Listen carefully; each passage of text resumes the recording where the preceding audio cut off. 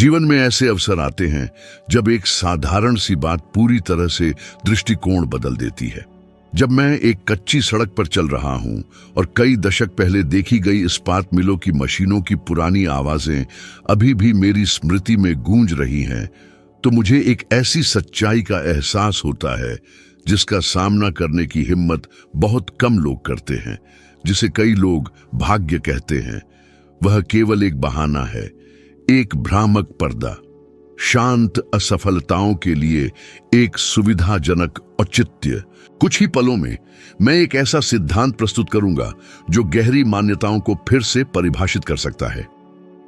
सफलता महज कोई संयोग नहीं है, यह कभी नहीं थी। और यदि यह सवाल कि कुछ लोग इतनी दूर क्यों पहुंच जाते हैं जबकि अन्य वहीं स्थिर रहते हैं आपको परेशान करता रहा है, तो शायद यही वह सही क्षण है एक अंतर्ज्ञान के लिए। हालांकि वर्षों पहले बताए गए सिद्धांतों को उजागर करने से पहले मुझे आपसे पूछना है, आपने कितनी बार दूसरों की समृद्धि देखी है और यह निष्कर्ष निकाला है कि उनके लिए सब कुछ आसान था? कितनी बार आपने सोचा कि आप सही अवसर या अनुकूल भाग्य के साथ पैदा नहीं हुए थे? आखिरकार ऐसा विचार किसने कभी नहीं किया? किसने कभी खुद को बकाए कर्ज, भविष्य की अनिश्चितता और इस एहसास के आगे छोटा महसूस नहीं किया कि जीवन तो आगे बढ़ रहा है पर व्यक्ति वहीं ठहरा हुआ है? यह ठीक इसी भावनात्मक भेद्यता में है कि भाग्य का मिथक छिपा हुआ है।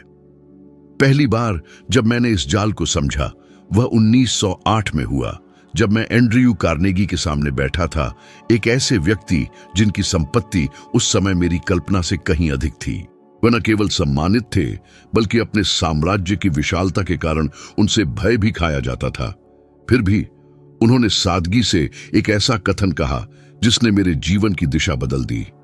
मनुष्य अपनी समृद्धि के लिए स्वयं जिम्मेदार है, ठीक वैसे ही जैसे वह अपनी गरीबी के लिए है। युवा और अनिश्चितताओं में डूबे हुए मुझ पर उस घोषणा का गहरा प्रभाव पड़ा।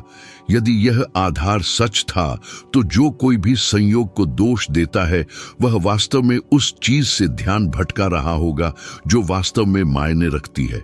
कार्नेगी ने मुझे कुछ ऐसा प्रस्तावित किया जो भाग्य का एक डिजाइन लग रहा था। पूरे देश की यात्रा करना, उस अवधि के सैकड़ों सबसे प्रमुख व्यक्तित्वों, नेताओं, आविष्कारकों, उद्यमियों का साक्षात्कार करना और असाधारण सफलता के सार को उजागर करना। इस यात्रा में मैंने एक समान पैटर्न देखा। किसी ने भी अपनी सफलता का श्रेय भाग्य को नहीं दिया। सभी ने एक स्पष्ट उद्देश्य, एक अटूट संकल्प और बाधाओं को पार करने में सक्षम एक दृढ़ विश्वास दिखाया। मेरे मार्गदर्शक सिद्धांत थे, मनुष्य का मन जो कुछ सोच सकता है और जिस पर विश्वास कर सकता है उसे वह प्राप्त कर सकता है। रहस्यवाद के कारण नहीं बल्कि इसलिए कि अनुशासित मन प्रतिकूल परिस्थितियों में भी सटीकता, निडरता और दृढ़ता के साथ कार्य करता है। यह मत सोचिए हालांकि कि यह एक अमूर्त सिद्धांत है। मैंने व्यक्तिगत रूप से इस रहस्योद्घाटन की कीमत चुकाई है। मेरे जीवन में एक ऐसा दौर था जब मैं लगभग हर चीज से वंचित था। मेरी वित्तीय स्थिति इतनी दयनीय हो गई थी कि मैं अपने परिवार का मुश्किल से ही पालन पोषण कर पाता था। मुझे एक शांत रात याद है जहां खिड़की से टकराती हवा ही एकमात्र आवाज थी। मेज पर बैठा मैं एक कोरे कागज को घूर रहा था।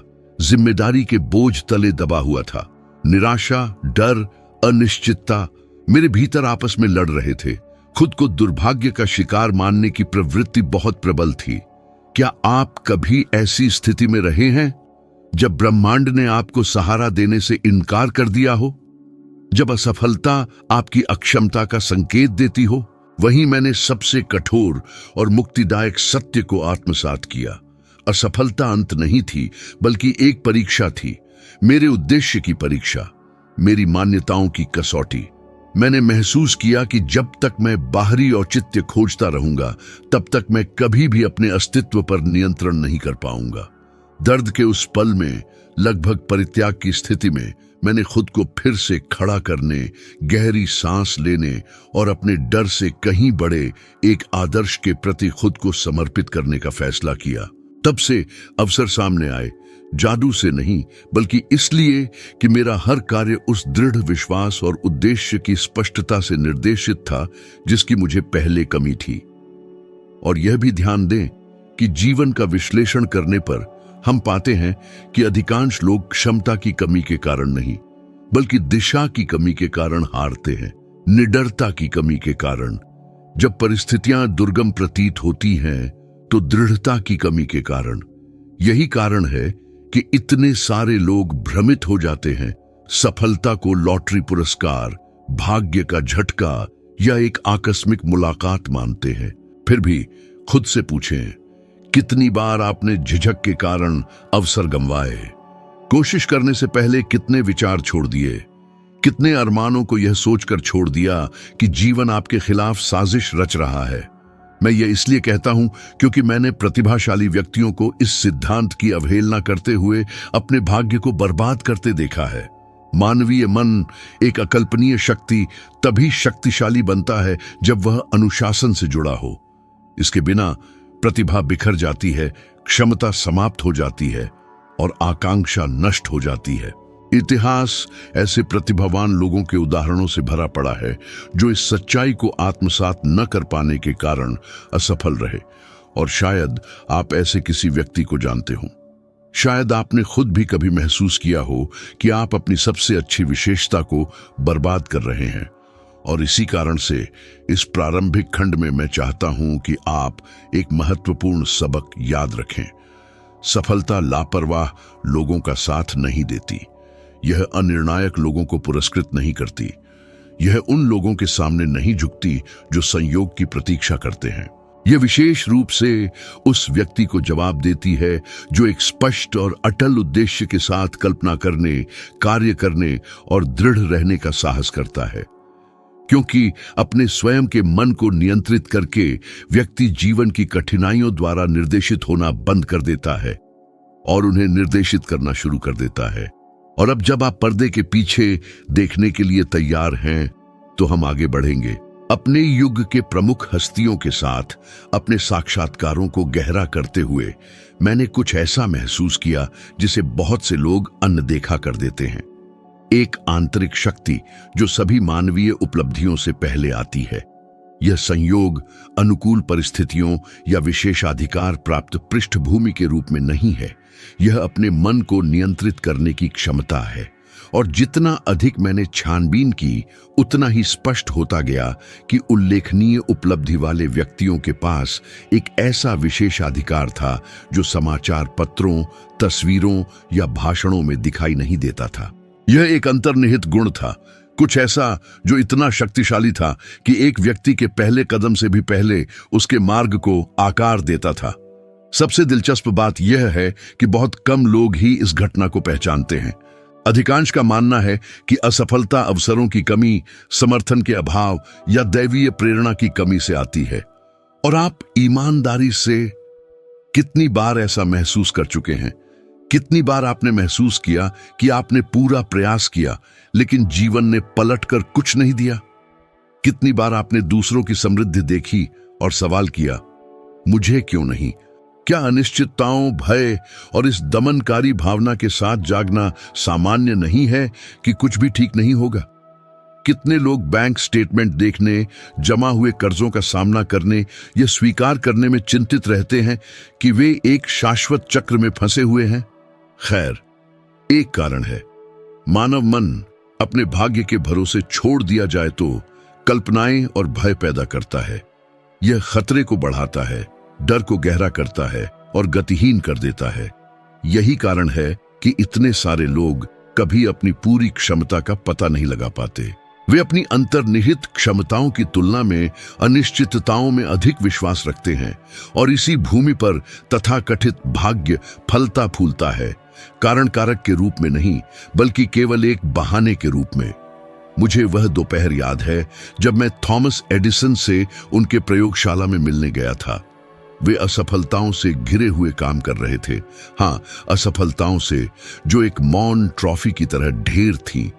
जली हुई चीजें, मिटाए गए नोट्स, अनगिनत बार असफल प्रयोग। जबकि कई लोग उन्हें उनके आविष्कारों के लिए भाग्यशाली मानते थे, मैं समझ गया था कि भाग्य सबसे कम उपयुक्त नाम था। उन्होंने मुझे देखा, उनका चेहरा अथक प्रयास से चिह्नित था और बोले, मैं असफल नहीं हुआ, मैंने बस हजारों अप्रभावी तरीके खोजे हैं। वहीं मैंने कुछ आवश्यक समझा। जो हार मान लेते हैं और जो हासिल करते हैं, उनके बीच का अंतर उनकी असफलताओं की व्याख्या में निहित है। और यहां एक सिद्धांत प्रस्तुत किया गया है जो तब से मेरे साथ है। असफलता महान उपलब्धियों के क्षेत्र तक पहुंचने की लागत है। हालांकि कितने लोग इस खर्च को वहन करने को तैयार हैं, कितने लोग संदेह के हमले को बिना नष्ट हुए सहते हैं, कितने लोग तब भी आगे बढ़ते रहते हैं जब दुनिया उन्हें अस्वीकार करती प्रतीत होती है। और लचीलेपन की बात करें तो शायद आपको यह जानकर आश्चर्य होगा, मैं भी कभी अपने ही मन से पराजित हुआ था। एक दौर था जब मैंने एक ऐसा उद्यम स्वीकार किया था जो मेरी वित्तीय स्थिति को बदलने का वादा करता था। मेरा विश्वास गहरा था। हालांकि समय के साथ मुझे एहसास हुआ कि मैं बिना सत्यनिष्ठा वाले व्यक्तियों के प्रभाव में आ गया था। मैंने महीनों, ऊर्जा और मूल्यवान संसाधन खो दिए। जब मुझे इसका एहसास हुआ तो अपर्याप्तता की भावना ने मुझे लगभग घेर लिया था। क्या आपने कभी ऐसा महसूस किया है? ठगे जाने की अनुभूति, कल्पनाओं से खुद को बहकने देने की, खुद के साथ असफल होने की। यह एक गहरा दुख था, न केवल आर्थिक बल्कि नैतिक भी। हालांकि मैंने उस क्षण एक मूल्यवान सिद्धांत की पहचान की। जब कोई वास्तविकता का सामना करता है और अपने कार्यों की जिम्मेदारी लेता है, तो व्यक्ति अपने अस्तित्व पर फिर से नियंत्रण प्राप्त कर लेता है। उस परिस्थिति में भाग्य को दोष देने के बजाय मैंने सबक सीखने का विकल्प चुना। इस निर्णय ने परिदृश्य को काफी बदल दिया है। इस दृष्टिकोण को साझा करते हुए मैं देखता हूं कि अनगिनत लोगों में एक समान भय होता है। गलतियां करने का डर, जोखिम उठाने की झिझक, कुछ नया करने और शायद विफल होने का संकोच। हालांकि मैं ईमानदारी से पूछता हूं, क्या यह डर एक सुरक्षा कवच है या एक बंधन? अंततः अधिक पीड़ादायक क्या है, कोशिश करके हार जाना या कभी यह न जान पाना कि क्या संभव हो सकता था? अगली व्याख्या पर बढ़ने से पहले मुझे आपसे एक अनुरोध करना है। यदि अब तक मेरी बात की गहराई आपकी समझ में आ रही है और यह सामग्री आपके विचारों में नए दृष्टिकोण जगा रही है, तो कृपया अपनी सहमति दर्ज करें और चैनल को सब्सक्राइब करें। यह केवल एक प्रतीकात्मक कार्य नहीं है, यह इस उद्यम की मजबूती का एक आधार स्तंभ है जो इस प्रकार की सामग्री की निरंतरता सुनिश्चित करता है और अधिक लोगों को उस मार्ग को खोजने में सक्षम बनाता है जिसे आप शायद देखना शुरू कर रहे हैं। इसी सहयोग के माध्यम से हम इस जीवंत सार को बनाए रखते हैं और आपकी भागीदारी महत्वपूर्ण है। मैं अपनी व्याख्या जारी रखूंगा जब आप अपनी सदस्यता पर विचार कर रहे हैं, क्योंकि अब हम और भी अधिक जटिलता वाले क्षेत्र में प्रवेश कर रहे हैं। एक ऐसा क्षेत्र जहां अधिकांश लोगों को बाधाओं का सामना करना पड़ता है, लेकिन केवल अल्पसंख्यक ही डटे रहते हैं। इन सभी वर्षों में जब मैं प्रमुख नेताओं, आविष्कारकों, उद्यमियों और दूरदर्शियों के सीधे संपर्क में रहा, मैंने एक घटक को देखा जो असाधारण उपलब्धियां हासिल करने वालों और केवल निष्क्रिय दर्शक के रूप में जीवन जीने वालों के बीच स्पष्ट रूप से अंतर करता है। यह तत्व न तो कोई जन्मजात प्रतिभा है, न ही कोई रहस्यमय वरदान और न ही कोई आकस्मिक संयोग। यह कुछ ऐसा है जो आंतरिक रूप से सरल है, फिर भी शायद ही कभी महारत हासिल की जाती है। एक स्पष्ट रूप से परिभाषित उद्देश्य, एक ऐसा लक्ष्य जो इतना सटीक होता है कि वह उस परिप्रेक्ष्य में बदल जाता है जिसके माध्यम से व्यक्ति अपनी यात्रा के हर कदम को समझता है। और शायद पाठक को इसका एहसास न हो, लेकिन आबादी का एक बड़ा हिस्सा स्पष्ट गंतव्य के बिना रहता है। ऐसे व्यक्ति उठते हैं, काम में लगे रहते हैं, अपने वित्तीय दायित्वों को पूरा करते हैं, अपने डर का सामना करते हैं, लेकिन कभी रुककर यह नहीं पूछते, मेरा उद्देश्य क्या है, मैं वास्तव में जीवन से क्या चाहता हूं? क्या आपने कभी ईमानदारी से यह सवाल पूछा है? क्या आपने कभी खुद को आईने में देखा है और अपनी सच्ची इच्छाओं को पहचाना है, भले ही वे चिंता पैदा करती हों? यह देखना दिलचस्प है कि कितने लोग असफलता के डर से अभिभूत होकर कभी कोई लक्ष्य निर्धारित नहीं करते, यह मानते हुए कि इस तरह वे असफलता से बचे रहेंगे। हालांकि यह एक भावनात्मक जाल है। एक उद्देश्यहीन व्यक्ति असफल नहीं होता, वह धीरे धीरे मिटता जाता है। अपनी यात्राओं के दौरान मैं समाज के सभी स्तरों के लोगों से मिला। मैंने विनम्र पुरुषों को प्रमुख पदों पर चढ़ते देखा है और उन व्यक्तियों का पतन भी देखा है जिनके पास सभी विशेषाधिकार थे, लेकिन उन्होंने अपना जीवन बर्बाद कर दिया। उनके बीच का अंतर ठीक इसी पहलू में निहित था, दिशा की स्पष्टता। एक अविस्मरणीय उदाहरण हेनरी फोर्ड का है। हमारे साक्षात्कार के समय उन्हें कड़ी आलोचना का सामना करना पड़ रहा था। कई पत्रकारों और उद्योगपतियों ने दावा किया कि उनका दृष्टिकोण अवास्तविक था, कि एक सुलभ और सरल कार्य बनाने की उनकी अवधारणा काल्पनिक थी। फिर भी फोर्ड के मन में एक ऐसा गहरा उद्देश्य था कि कोई भी विपरीत राय उन्हें विचलित नहीं कर पाई। उन्होंने उस व्यक्ति की शांति के साथ कहा जो भविष्य को पहले ही देख चुका हो। अगर मैंने लोगों से पूछा होता कि वे क्या चाहते हैं, तो उन्होंने जवाब दिया होता, तेज घोड़े। वह भविष्य को देख रहे थे क्योंकि उन्हें ठीक ठीक पता था कि वे क्या बनाना चाहते हैं। उनके उद्देश्य ने उनकी दृढ़ता को गढ़ा और उनकी दृढ़ता ने उनके भाग्य को आकार दिया। और यहीं पर बहुत से लोग हार मान लेते हैं। इच्छा और उद्देश्य के बीच भ्रम। इच्छा अस्थिर, भावुक और क्षणभंगुर होती है। उद्देश्य इसके विपरीत संरचनात्मक होता है। यह वह इंजन है जो तब भी निरंतरता को आगे बढ़ाता है जब जीवन की कठिनाइयां उसे रास्ते से भटकाने की कोशिश करती है। उद्देश्य ही है जो आकस्मिकता के आगे झुकने से बचाता है। यह वही है जो नियंत्रण प्रदान करता है। यदि आप सोचते हैं कि यह केवल एक सैद्धांतिक अवधारणा है, तो मुझे एक व्यक्तिगत अनुभव साझा करने दें जो आज भी मेरे भीतर एक विशेष अर्थ के साथ गूंजता है। एक समय था जब मैंने एक महत्वपूर्ण शैक्षिक प्रभाव वाले प्रोजेक्ट पर काम करने का फैसला किया। मुझे दृढ़ विश्वास था कि मैं हजारों युवाओं की मानसिकता को बदल सकता हूं, उन्हें ऐसे उपकरण प्रदान करके जो मुझे खुद वयस्क जीवन में संक्रमण के दौरान नहीं मिले थे। मैंने हफ्तों महीनों तक खुद को तन मन से समर्पित कर दिया। हालांकि एक निश्चित चरण में स्थिति बेकाबू हो गई। जिन सहयोगियों को मेरा समर्थन करना चाहिए था वे दूर हटने लगे और खाली कमरों की खामोशी मुझे दबाने लगी। ऐसा लग रहा था कि मेरा उद्देश्य मेरी आंखों के सामने नष्ट हो रहा है, और फिर भी एक आंतरिक आवाज मुझे आगे बढ़ने के लिए प्रेरित कर रही थी। क्या आपने कभी ऐसी भावना का अनुभव किया है जब सभी परिस्थितियां प्रतिकूल लगती हैं लेकिन एक आंतरिक विश्वास आपको आगे बढ़ाता है? उस समय वह आवाज मेरा उद्देश्य थी और उसी ने मेरे हाथों को स्थिर रखा जब बाकी सब कुछ मिटता हुआ लग रहा था। अंततः परियोजना सफल रही, लेकिन केवल इसलिए क्योंकि मैंने डर को अपने मार्ग को निर्धारित करने की अनुमति देने से इनकार कर दिया। और यहाँ एक कठिन लेकिन अनिवार्य सत्य निहित है। डर गायब नहीं होता, यह रूपांतरित होता है। यह व्यक्ति के विकसित होने के साथ ढलता जाता है। आज भय वित्तीय अपर्याप्तता के रूप में प्रकट होता है, कल बढ़ी हुई जिम्मेदारियों के सामने असफल होने की आशंका में, बाद में जो कुछ बनाया गया है उसे खोने के डर में।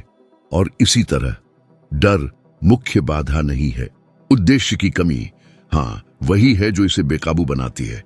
जब दिशा की स्पष्टता होती है तो डर केवल साथ चलता है लेकिन कभी कमान नहीं संभालता। और शायद पाठक सोच रहा होगा, तो उस उद्देश्य को कैसे पहचानें? एक ऐसा दिशा निर्देश कैसे स्थापित करें जो वास्तविक हो और केवल एक क्षणभंगुर इच्छा न हो? इसका उत्तर आंतरिक रूप से निहित है और इसकी जटिलता जितनी दिखती है उससे कम है। यह देखना शुरू करें कि आपको क्या ऊर्जा देता है, क्या आपको भावुक करता है, क्या आपको क्रोधित करता है, क्या आपको अर्थ देता है। खुद से पूछें, अगर कोई बाधा न होती तो मैं क्या बनाना चुनता? और सबसे महत्वपूर्ण बात, किस कारण से? उद्देश्य वह प्रेरक शक्ति है जो अमूर्त को ठोस वास्तविकताओं में बदल देती है। यह वह पुल है जो मन को मूर्त ब्रह्मांड से जोड़ता है। इसके बिना व्यक्ति हवा के झोंके में एक पत्ते जैसा होता है जो अस्तित्व की सनक से निर्देशित होता है। इसके साथ वह अपने भाग्य का निर्माता बन जाता है। इस खंड को समाप्त करने से पहले मैं एक सरल लेकिन शक्तिशाली चुनौती प्रस्तुत करता हूं। अगले 3 दिनों में एक ही लक्ष्य चुनें, केवल एक, कुछ ऐसा जो आपका ध्यान आकर्षित करने के लिए पर्याप्त महत्वपूर्ण हो और हर दिन उसकी दिशा में एक ठोस कार्य करने के लिए प्रतिबद्ध हो। केवल एक कार्य, 3 दिन, 3 कार्य। पाठक यह देखकर हैरान रह जाएगा कि यह मामूली अभ्यास कितनी स्पष्टता प्रदान कर सकता है। जब मुझसे पूछा जाता है कि महान उपलब्धियां हासिल करने वालों और शिकायत करते रहने वालों के बीच असली अंतर क्या है, तो आमतौर पर यह उम्मीद की जाती है कि मैं असाधारण बुद्धिमत्ता, प्रभावशाली संपर्कों, अद्वितीय प्रतिभाओं या बेजोड़ अवसरों का उल्लेख करूं। हालांकि वास्तविकता ऐसी धारणाओं पर काम नहीं करती है। वास्तविक अंतर कुछ बहुत ही मौलिक और साथ ही महारत हासिल करने के लिए काफी अधिक चुनौतीपूर्ण चीज में निहित है, दृढ़ता। ठीक उसी क्षण आगे बढ़ने की क्षमता जब अधिकांश लोग हार मान लेते हैं। और यह ध्यान रखना महत्वपूर्ण है, मैं दृढ़ता को एक अकेले वीरतापूर्ण कार्य के रूप में संदर्भित नहीं कर रहा हूं, उस प्रकार का जो महाकाव्य कथाओं में चित्रित होता है। मैं उस शांत, दोहराई जाने वाली, थका देने वाली दृढ़ता की बात कर रहा हूं, वह जिसे अधिकांश लोग अनदेखा करते हैं, लेकिन जो सबसे बड़ी मानवीय उपलब्धियों को आकार देती है। वह जो अपमान के बाद नए सिरे से प्रयास करने, असफलता के बाद फिर से उठने, गलती के बाद रास्ते को फिर से समायोजित करने के लिए प्रेरित करती है। दृढ़ रहना कभी न गिरना नहीं है, दृढ़ रहना लेटे रहने से इनकार करना है। और शायद पाठक ने इस वास्तविकता को तीव्र रूप से अनुभव किया होगा, वह क्षण जब सभी सबूत विफलता की ओर इशारा करते हैं, जब वित्तीय संसाधनों की कमी दबाव डालती है, जब गलत निर्णय कंधों पर बोझ डालते हैं, जब भविष्य का डर पंगु बना देता है। कितनी बार पाठक ने खुद को ऐसी स्थिति में पाया है, अपने हाथों को देखते हुए और सोचते हुए, क्या मैं वास्तव में सक्षम हूं? कितनी बार सब कुछ छोड़ देने की इच्छा महसूस हुई है, क्योंकि भावनात्मक थकावट आशा की किसी भी झलक से अधिक लग रही थी। ठीक इसी बिंदु पर सफलता का जन्म होता है, क्योंकि यह वह सीमा है जहां अधिकांश लोग हार मान लेते हैं। एक बार प्रतिष्ठित रणनीतिकारों के मार्ग का अध्ययन करते हुए मैं एक ऐसे उदाहरण से रूबरू हुआ जिसे मैं आज भी अपने साथ रखता हूं। विंस्टन चर्चिल, जिन्होंने आधुनिक इतिहास के कुछ सबसे अंधकारमय दौर का सामना किया, ने एक ऐसी कहावत कही जो उनकी पूरी भावना को समेटे हुए प्रतीत होती थी। कभी कभी कभी हार मत मानो। और भले ही वह कभी कभी विवादास्पद चुनाव करने वाले व्यक्ति थे, कोई भी यह नहीं नकार सकता कि विपरीत परिस्थितियों में उनकी दृढ़ता ने न केवल उन्हें बल्कि पूरे राष्ट्र को संभाला। इस स्तर का दृढ़ संकल्प भाग्य से जुड़ा नहीं है, इसका सीधा संबंध भावनात्मक बहादुरी से है। तब भी अविचल रहना जब चारों ओर का शोर कुछ और ही संकेत दे रहा हो। हालांकि मैं एक व्यक्तिगत बात साझा करना चाहता हूं, एक याद जो एक अदृश्य निशान की तरह मेरे साथ है। मेरी जवानी में एक समय ऐसा था जब मैंने एक कोयले की खदान में काम करना स्वीकार किया था। वह एक दमनकारी अंधेरा माहौल था जिसमें एक ऐसी गंध रची बसी थी जो त्वचा में भी समा जाती थी। मैं सिर्फ एक युवा था जो जीविका की तलाश में था, लेकिन मेरे अंदर एक तीव्र इच्छा, एक बेचैनी जल रही थी जो कहती थी कि मेरी जिंदगी यहां खत्म नहीं होगी। एक दिन घंटों थका देने वाले काम के बाद मैंने देखा कि एक व्यक्ति जमीन पर गिर गया, थका हुआ, हताश, भावनात्मक रूप से कमजोर। उसकी आंखों में कोई भाव नहीं था, जैसे वह केवल काम ही नहीं बल्कि अपने अस्तित्व को भी त्याग रहा हो। इस दृश्य ने मुझे बहुत गहराई तक छुआ। मुझे कुचले हुए कोयले की दबी हुई आवाज, लोगों के बीच की घनी चुप्पी और उस माहौल में फैली तीव्र कड़वाहट याद है। उस दम घोंटने वाले परिदृश्य में यह विश्वास जागा, आत्मसमर्पण अस्वीकार्य है। किसी को भी अपनी जिंदगी को परिस्थितियों की कठोरता से ढलने नहीं देना चाहिए। क्या आपके साथ कभी ऐसा पल आया है? वह दृश्य जो छोटा होते हुए भी एक ऐसा भावनात्मक घाव बन जाता है जो कभी पूरी तरह नहीं भरता और जो एक निर्णय थोपता है। ठीक उसी दिन मैंने एक बड़ा उद्देश्य खोजने का संकल्प लिया, हर उस व्यक्ति का अध्ययन करने का जिन्होंने महानता हासिल की और यह पता लगाने का कि उनमें क्या समानता थी। और विडंबना यह है कि उत्तर दर्जनों सैकड़ों बार सामने आया। दृढ़ता, तब भी जब सब कुछ खोया हुआ लगता था, वे पीछे नहीं हटते थे, मानो कोई अदृश्य शक्ति उन्हें आगे धकेल रही हो। एक भावनात्मक शक्ति जो असंभव को अनिवार्य में बदलने में सक्षम थी। हालांकि एक और गहरा पहलू है जिसे साझा किया जाना चाहिए, भावना और कर्म के बीच का संबंध। हालांकि उस समय मेरे पास समकालीन अध्ययन या बाद के शोध उपलब्ध नहीं थे, मैं दशकों के अवलोकन के आधार पर सुरक्षित रूप से कह सकता हूं कि जो व्यक्ति सकारात्मक भावनाएं जैसे विश्वास, साहस, दृढ़ संकल्प और उत्साह विकसित करते थे, वे अपने लक्ष्यों में अधिक स्पष्टता और चुनौतियों के सामने उल्लेखनीय लचीलापन दिखाते थे।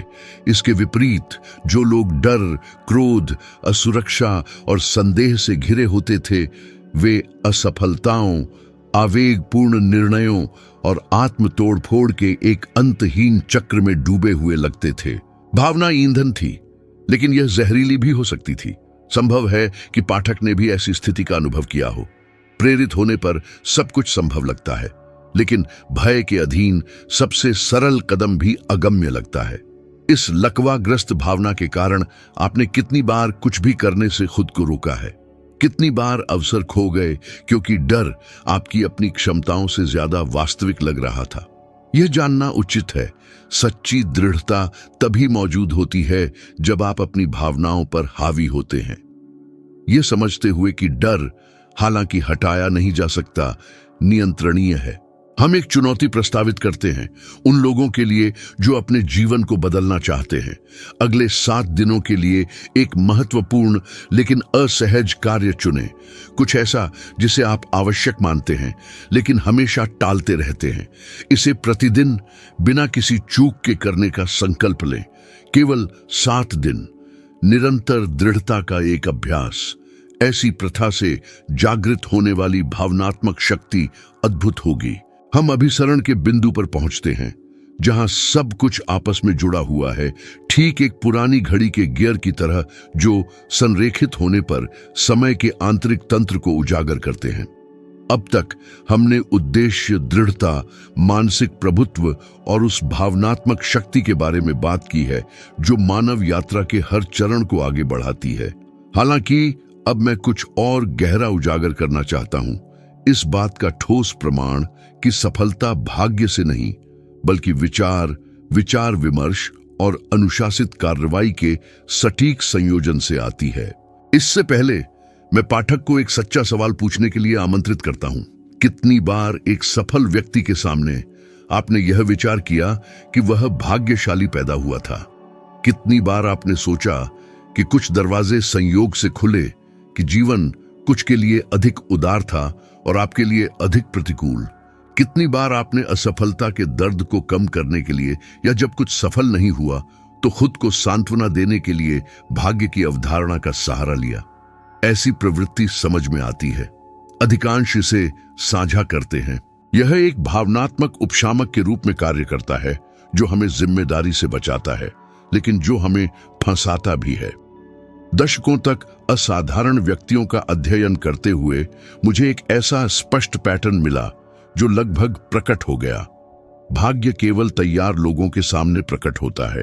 यह लापरवाह के पास नहीं जाता, आलसी का पक्ष नहीं लेता और न ही उन पर मुस्कुराता है जो अपनी स्थिरता को सही ठहराते हैं। जो लोग भाग्यशाली लगते हैं वे लगभग हमेशा ऐसे लोग होते हैं जिन्होंने चुपचाप अपना रास्ता बनाया जबकि दूसरों का ध्यान भटक रहा था। ऐसे व्यक्ति जिन्होंने जागते हुए रातें बिताईं, जिन्होंने आलोचनाओं का सामना किया, जिन्होंने गलतियां की, लेकिन जो अपने उद्देश्य से कभी नहीं भटके। एक उदाहरण जिसने इस विषय पर मेरी समझ को गहराई से चिह्नित किया वह एक ऐसे व्यक्ति से जुड़ा है जिसकी जिंदगी इस अवधारणा को दर्शाने के लिए ही बनी थी, फ्रैंकलिन डेलानो रूजवेल्ट। कई लोग उन्हें एक दैवीय नेता मानते थे, कोई ऐसा व्यक्ति जो भाग्य के चिन्ह के तहत पैदा हुआ हो। लेकिन बहुत कम लोग उस भावनात्मक कीमत को जानते हैं जो उन्होंने इतिहास के सबसे अशांत काल में हर निर्णय, हर शब्द, साहस के हर कार्य को बनाए रखने के लिए चुकाई। उन्होंने न केवल राष्ट्रीय संकटों का सामना किया, बल्कि एक आंतरिक, मौन और विनाशकारी लड़ाई भी लड़ी। और फिर भी वे दृढ़ रहे, भाग्य से नहीं बल्कि दृढ़ संकल्प से, उद्देश्य से, अपनी दृष्टि में विश्वास से। मैं उनके नेतृत्व के गहन क्षणों का गवाह रहा हूं और मैं बिना किसी हिचकिचाहट के कह सकता हूं, उनके मार्ग का 1 इंच भी संयोग से नहीं बना था। वह अनुशासन था, वह इच्छा शक्ति थी, वह भावनात्मक दृढ़ता थी, और यह भय को अपनी नियति परिभाषित करने से रोकने का स्पष्ट इनकार था। मैं अब एक व्यक्तिगत घटना साझा करना चाहता हूं जो वर्षों के अध्ययन, साक्षात्कारों और अवलोकनों के बाद अनुभव की गई। एक ऐसा प्रसंग जो आज भी इतना गहरा भार रखता है जिसे बाहरी विश्लेषण से कुछ ही लोग समझ पाएंगे। मैं एक पांडुलिपि पर काम कर रहा था जिसे मैं अपने जीवन में सीखी गई बातों का सबसे पूर्ण संश्लेषण मानता था। मैंने इसे महीनों समर्पित किए। सुबह जल्दी उठता, रात तक लिखता और महसूस करता कि हर पंक्ति एक महत्वपूर्ण विरासत का हिस्सा थी। हालांकि एक रात मुझे अपनी मेज अव्यवस्थित मिली और पांडुलिपि का एक महत्वपूर्ण हिस्सा गायब था। एक गलती, एक लापरवाही, देखभाल में एक अकेली चूक और महीनों के समर्पण का प्रतिनिधित्व करने वाला सब कुछ बस गायब हो गया था। मैं जड़ हो गया। मुझे याद है कि मैंने अपने हाथ मेज पर रखे और इतनी गहरी निराशा महसूस की कि ऐसा लगा जैसे मेरे फेफड़ों से हवा निकल गई हो। क्या पाठक ने कभी ऐसा अनुभव किया है? कुछ ऐसा खोने का एहसास जिसकी कीमत पसीना, समय, ऊर्जा थी, जैसे कि आपका एक हिस्सा ही आपसे छीन लिया गया हो। कुछ मिनटों के लिए मैंने गंभीरता से सब कुछ छोड़ने पर विचार किया, यह स्वीकार करने का कि शायद यह मेरे लिए नहीं था, उस निराशा के आगे झुकने का जिसका सामना करना मैंने दूसरों को सिखाया था। लेकिन फिर एक जलते हुए अंगारे की तरह मेरे अंदर कुछ जागा। एक दृढ़, लगभग शांत आवाज ने कहा, अगर यह महत्वपूर्ण है तो फिर से शुरू करो। और मैंने फिर से शुरू किया, शब्द दर शब्द, विचार दर विचार। और जब मैं समाप्त हुआ, दिनों बाद, मैंने महसूस किया कि वह नुकसान एक सजा नहीं बल्कि एक तराशने वाला था। नई पांडुलिपि अधिक मजबूत, अधिक स्पष्ट, मेरे उद्देश्य के प्रति अधिक वफादार निकली। और उसी थकी हुई भोर में मैंने कुछ ऐसा समझा जो आज भी गूंजता है, असफलता इंसान को नष्ट नहीं करती, यह उसे उजागर करती है। और अब यह देखना आवश्यक है, अब तक जो कुछ भी साझा किया गया उसमें से कुछ भी भाग्य पर निर्भर नहीं था। उद्देश्य भाग्य पर निर्भर नहीं करता, दृढ़ता भाग्य पर निर्भर नहीं करती, भावनात्मक अनुशासन भाग्य पर निर्भर नहीं करता, घायल होने पर भी फिर से शुरू करने का कार्य भाग्य पर निर्भर नहीं करता। एक कहावत जिसे अगर आपने आत्मसात कर लिया तो वह आपकी जिंदगी बदल देगी। सफलता एक निर्माण है, उपहार नहीं। हर ईंट उस व्यक्ति के सचेत प्रयास से रखी जाती है जो भाग्य की कहानी को स्वीकार करने से इनकार करता है। एक अंतिम बिंदु है जो सब कुछ जोड़ता है, कार्य, जानबूझकर, निरंतर, दृढ़तापूर्ण कार्य। क्योंकि कार्रवाई के बिना विचार एक सपना है, कार्रवाई के बिना इच्छा एक भ्रम है, कार्रवाई के बिना विश्वास आराम परस्ती है, और कार्रवाई के बिना उद्देश्य बस एक सुंदर विचार है। मैं अब एक अंतिम चुनौती छोड़ता हूं, इस सामग्री में सबसे शक्तिशाली।